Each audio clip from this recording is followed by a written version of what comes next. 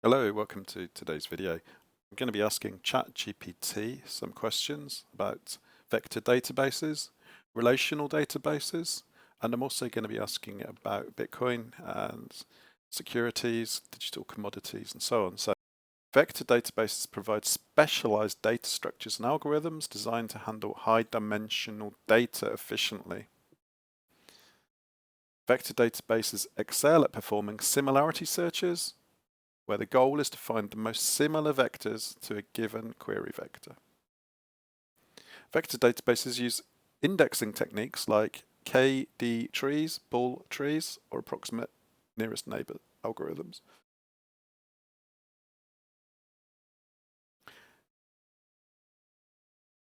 Particularly important where large-scale data sets and real-time applications where low latency is critical.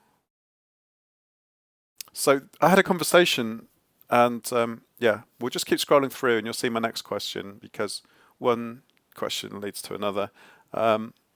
If you want to do this with code, then I suggest you look at LangChain and using a sequential chain or a simple sequential chain with LangChain and OpenAI.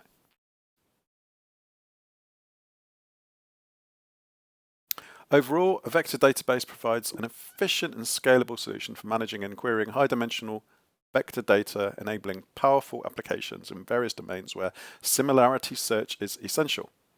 So, in the style of Michael Saylor, I don't know if you listen to him, but his metaphors are great. So, create a metaphor to help me understand why vector databases are so fast. Sure, here's a metaphor that can help you understand why vector databases are fast. Imagine you have a library with thousands of books, and each book represents a vector in a database. Now, instead of arranging books in a traditional linear fashion, the library is designed in a way that organizes the books based on their similarities. Similar books are grouped together on specific shelves. I thought that's what happened anyway. Long time since I've been to a library. Similar books are grouped together on specific shelves, and each shelf has a label indicating the type of books it contains. Now, if you want to find a book that is similar to a specific book you have in hand, you don't need to go through every single book in the library. Instead, you go to the shelf that holds books similar to the one you have. By doing so, and narrow down your search significantly. Once you find a shelf, you only have to need to look at the books on the shelf, which dramatically reduces the time and effort required to find the desired book.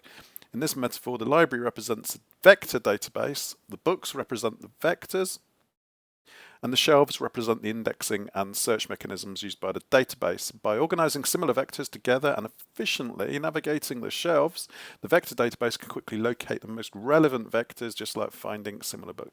Yeah, I think we got the idea now. This metaphor illustrates how vector, yeah. That's the one thing with ChatGPT, it kind of labors a point and it says the same thing about 3 times, just worded slightly differently. So all that was all well and good. So what I asked it next, how does that compare to a relational database? In comparison to a relational database, which is a traditional database designed for structured data, there are several key differences when it comes to vector databases. And this is where it comes to talk about the similarity search again. Data structure. Relational databases organize data into tables with predefined schemas consisting of rows and columns. Each column represents a specific attribute or field, and each row represents a record or instance. On the other hand, vector databases are designed to handle high-dimensional vector data. I guess you could probably say a relational database is 2-dimensional or 3-dimensional. 2.5. The structure of vector databases is optimized for efficient storage and retrieval of vector representations rather than tabular data. So, yeah, there we go. That's kind of a quick summary. Querying approach.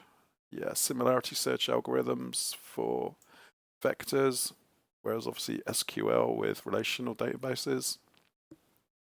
Performance. Vector databases are designed to offer high performance for similarity search tasks. The ANN.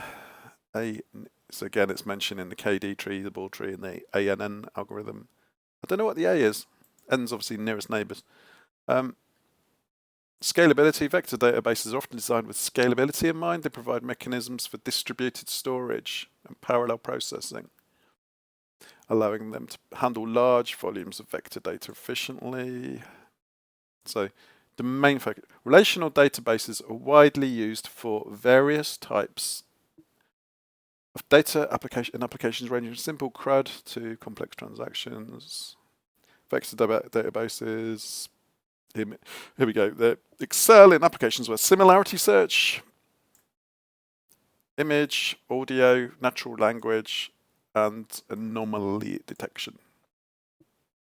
In summary, vector database is optimized for storing and querying high-dimensional vector data. Can you give a comparison example of an SQL query versus a vector database query? I really didn't know how it would respond to this. I think it did okay. Let's consider an example where a relational database and a vector database, so we want to retrieve items based on a query. So we've got the good old SQL, select title from movies where genre equals action and director equals Christopher Nolan. Okay. Vector database query. Yeah, query vector. And yeah, it's just gone off the edge, that comment. High dimensional vector representing the query movie. We're looking for similar movies. We're doing a vector database.query, and we're looking k equals 10. What are we looking at here?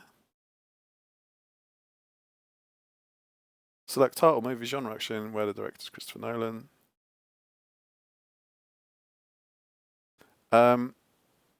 Yeah, so here is specifying we want to retrieve the top 10 similar movies.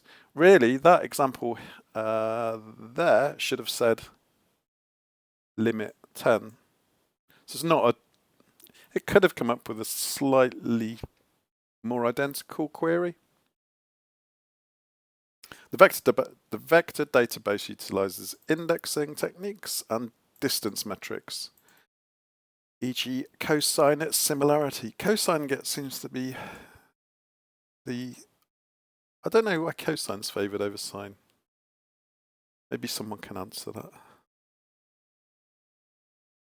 Obviously there. Is it 45 degrees out? 90 degrees out? 180?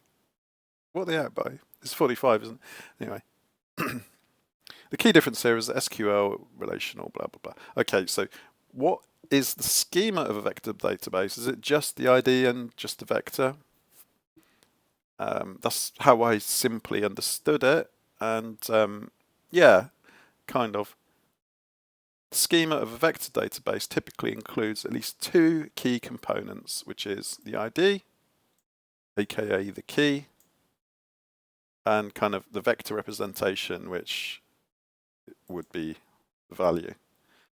However, the specific schema can vary depending on the implementation and the requirements of the application. Here's a typical schema structure for a vector database.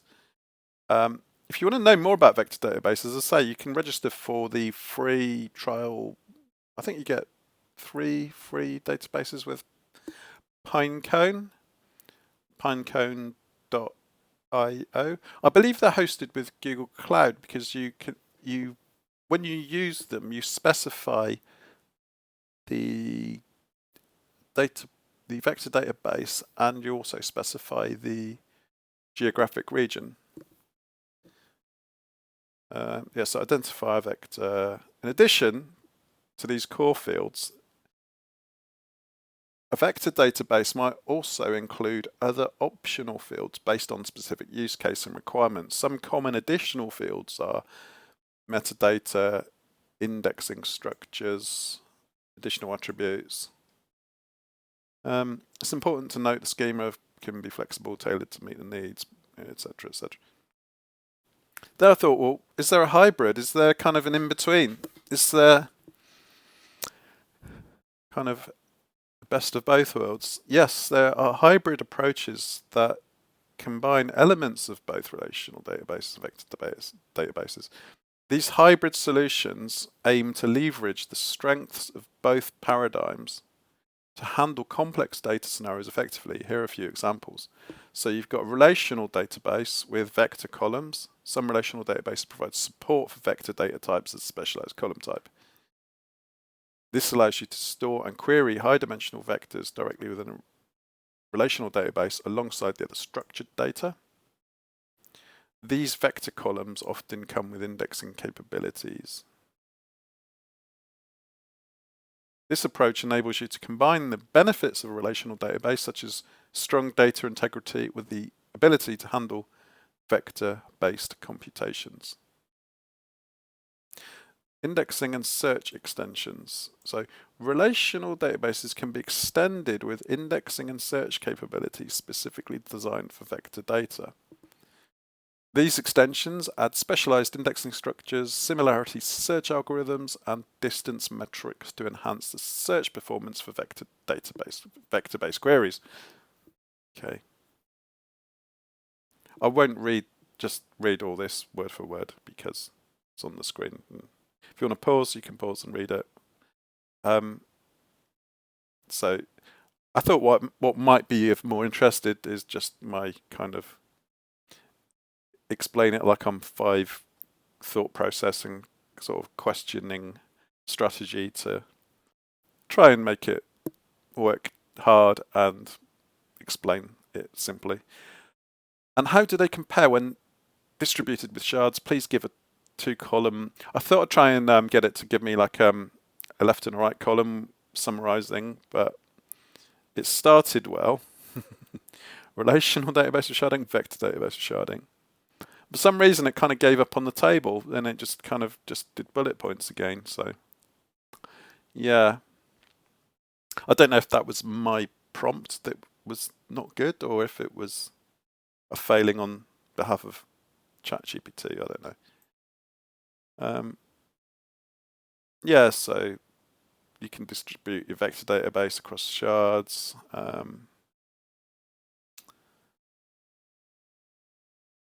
You can do it based on specific attributes, indexes, characteristics of the vectors, such as hashing and minimize cross-shard queries. Yeah, so that failed a little bit because it would have been nice to have it as a table. I just thought I'd try and veer off into, not absurdity, but just try and maybe ask something that was slightly nonsensical. So yeah, the second half of the video is going to be talking about blockchain, Bitcoin, and digital securities, digital commodities. So the coding part probably ends here, but you may just like my train of thought and questioning technique. So yeah, so technically it's possible to, but it's obviously not. It would be non-trivial task. It may not align with the core principles, characteristics of a traditional blockchain. Blockchains typically rely on a distributed append-only data structure where each block contains reference to the previous block, forming a chain. Vector databases, on the other hand, are optimized for efficient storage and retrieval of vector data. Rather than maintaining a chain of blocks where you could potentially store block data as vectors within a database, it would require custom implementation and may not align with standard blockchain architecture. Yeah, so the consensus mechanism would fall over because if you want,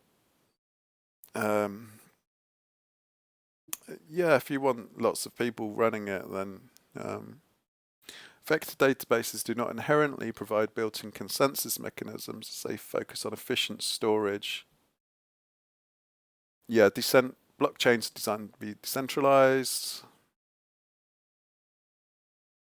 Achieving decentralized consensus, data replication, and network coordination within a vector database would require additional implementation efforts. Smart contracts which enable blah blah blah within a vector database, extending contract state, require extending the capabilities. So I think extending the capabilities is kind of ChatGPT's polite way of saying, don't be so stupid. Could quantum computer be used to mine Bitcoin one day? That's quite a common question. People saying, well, quantum computing could compromise Bitcoin. I think if I had a quantum computer, rather than try and attack $500 billion worth of Bitcoin, I'd probably look at trying to hack $200 trillion worth of dollars invested in banks. I think you'd have 400x the benefit. Yeah. You could mine Bitcoin, blah, blah, blah, but several factors, power, algorithms.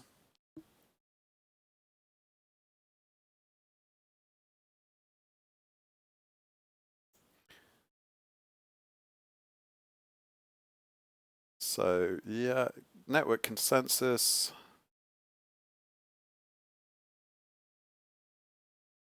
So you'd need a significant number of quantum computers to enter the ecosystem. It could potentially disrupt the existing balance of computational power and influence.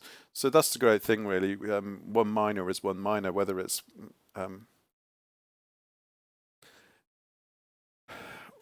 only ever one miner only makes up one miner's worth of the overall percentage of miners, whether it's fast, very fast, or not.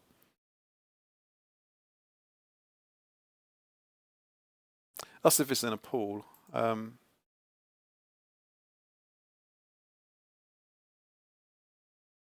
don't know what would happen if there was just one quantum computer just always winning the race.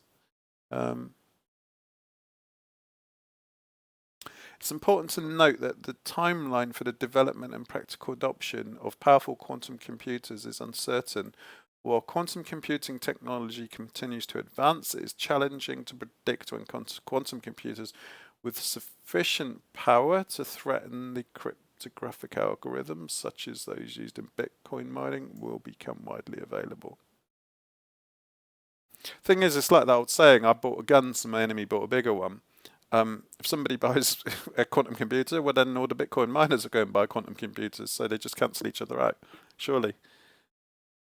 Obviously, there's a lot of investment in S19 ANT miners, but at the moment, because the performance and the efficiency is improving so rapidly, the ASICs are kind of getting chucked in the bin every 2 years anyway.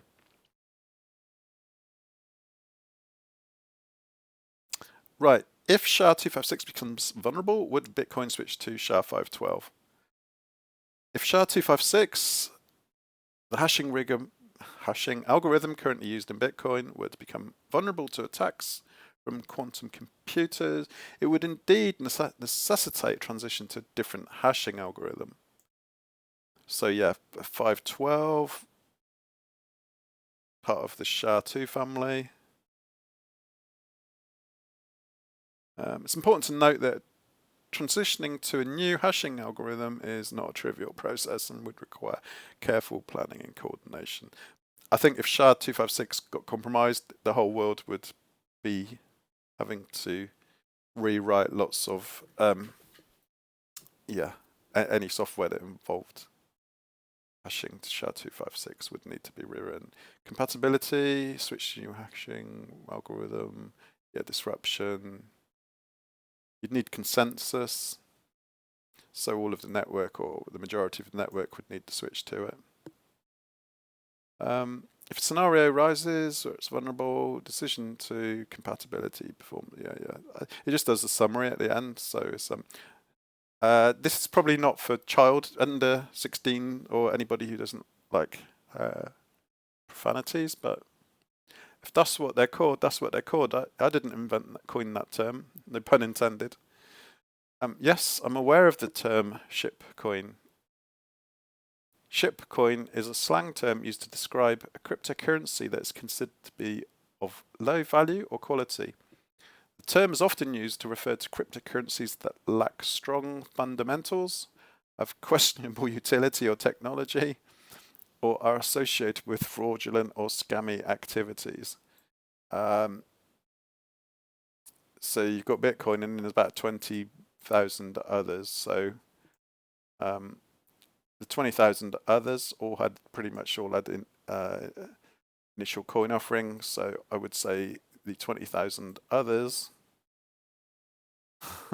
are all subjective, highly dependent on individual opinions and perspectives. Yeah, so they're sitting on the fence there. I thought I'd try and kind of back it into a corner. It's like playing verbal chess with ChatGPT, but determining whether a cryptocurrency is classified as a digital commodity or a security can be complex. Depends on various factors. So, digital commodities, Bitcoin. Yeah, we went then about the other one. Um, they are often considered akin to digital equivalents of gold. Securities, on the other hand, if cryptocurrency meets certain criteria, the Howey test, um, so the SEC, Securities and Exchange Commission in the US, they'll anything that had an initial coin offering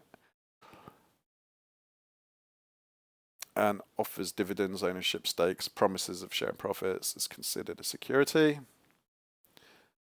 Yeah, so not many CEOs do the badger dance. How might doing the founder of Ethereum doing the badger dance affect its credibility? Sorry, I mistyped that. If the founder of Ethereum or any prominent figure in the cryptocurrency industry were to engage in unconventional activities like the badger dance, it could potentially impact their credibility. Yeah, if they have any left. Perceived professionalism, reputation and trust. Would you trust if you sold your house and you had £50,000, would you invest it in a company whose CEO was doing the badger dance? Don't know. Perception, stability, impact to investor confidence. Investor confidence is everything, isn't it? With investments, investing. Yeah, so we're near the end now. I'm just getting to the last couple of questions. So, create a metaphor to describe speculating on shipcoins versus investing in a digital commodity long term to protect against the debasement of the currency by central banks. So, if you don't know what I mean there, Google quantitative easing, money printing. It's obviously not printing real money. What they do is they type numbers on the computer screen, and then the Fed puts more money into the bank account of the government and gives the Fed some bonds in exchange. And then for the next few years, or next however many years, I think it's usually 20, then the government has to pay the bank back with some nice interest. When I say nice interest, I mean money interest on the loan, what is effectively the loan. Speculating on shitcoins can be compared to a risky tightrope walk versus building a sturdy fortress.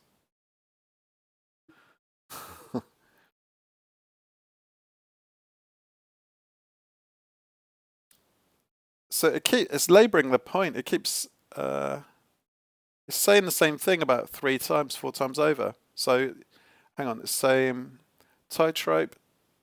So that's like the summary.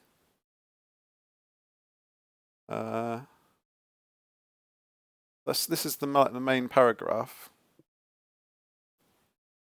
Then it kind of says it again somewhere. Oh no, so the first paragraph is like the tightrope. Second one is the fortress. And then this is like the conclusion. Okay, so that is my little lunchtime chat with ChatGPT. I've talked to it about vector databases and learned that vector databases are great for similarity searches. And they consist of at least an index or a key. Call it an index. It consists of at least an index and a vector. Those are the two parts of the schema which they all have. We've learned that doing the badger dance is not great for investor confidence. So if you own Ethereum, well, yeah, I'm not going to say anymore. We've also learned that you can shard a vector database, but obviously the algorithms on how they're sharded varies, and I think it's fair to say that vector databases were, yeah, they're so distribution typically by a hashing the vector range partition.